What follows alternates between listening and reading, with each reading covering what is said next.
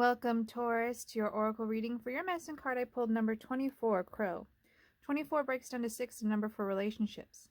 Now, this doesn't have to be a romantic relationship. This could be friends, family, the relationship you have with yourself, or the universe. Crow medicine is law, or really universal law. This is a great week to do an energy check. Pull out your journal and do some stream of consciousness writing. If the bulk of what you're writing is positive, congratulations, you're operating on a higher frequency. If most of it is negative, then you know that you're operating on a negative frequency. The best thing to change your frequency is to switch into gratitude. You can do that by writing down everything you are grateful for and focus on that. The reason this is so important is because of the basic universal law. You attract that which you're on the frequency of. So if you know that you're operating on a positive frequency, you know this week that you will receive positive outcomes because universal law is emphasized. For your mineral companion this week, I pulled Snowflake Obsidian. This is a root chakra stone of shadow work.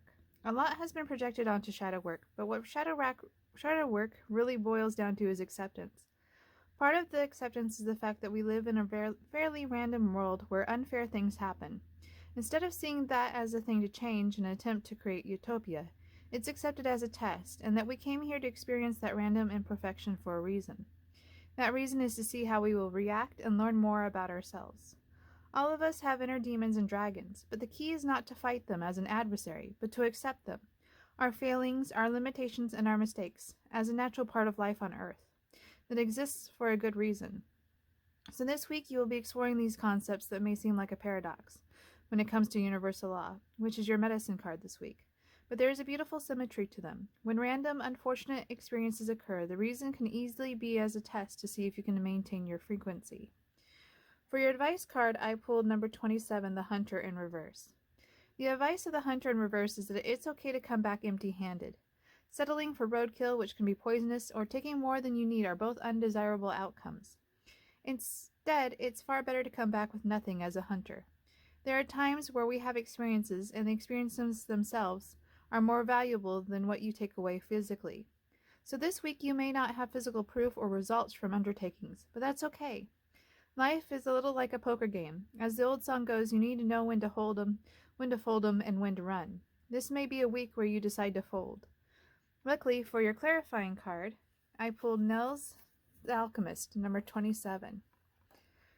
27 breaks down to 9, so this is a week of major endings for you. Nels the Alchemist is a card of success and transmutation. Shadow work is the highest form of alchemy, of transmuting the dark into light.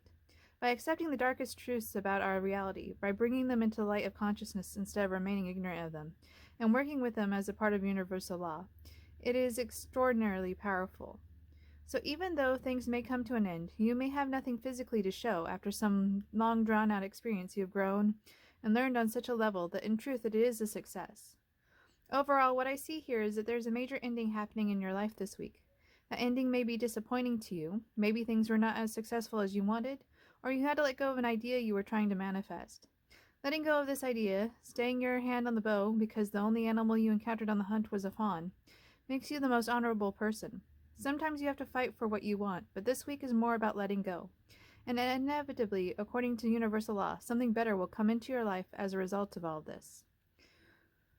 Well, thank you for joining me. If you want more, check out your moon and rising sign videos. If you don't know your moon and rising sign, you can search for a free astrology report. You'll need your birth time to look up your rising sign.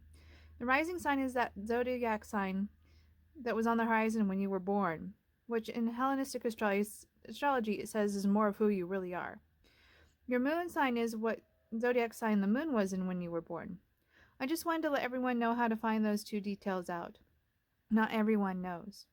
If you enjoyed this video, don't forget to hit the like and subscribe so that you don't miss next week's oracle. Bye for now.